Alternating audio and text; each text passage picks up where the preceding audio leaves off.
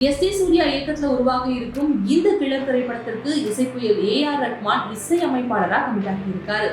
இந்த படத்துடைய கதாநாயகியா அயோத்தி திரைப்படத்தின் மூலமா தமிழ் சினிமாவில் அறிமுகமான பிரீத்தி அஸ்ரானியும் இருந்திருக்காங்க.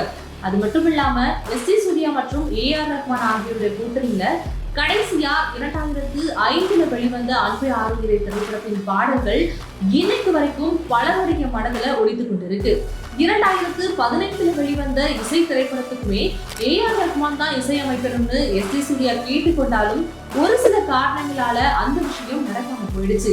ஆனா அன்பே ஆறுயிரே கூட்டணி கிட்டத்தட்ட இப்போ 20 வருஷங்களுக்கு பிறகு இணைகிறாங்க அப்படிங்கிறது ரசிகர்களுக்கு கொண்டாட்டமான விஷயமா அமைஞ்சிருக்கு.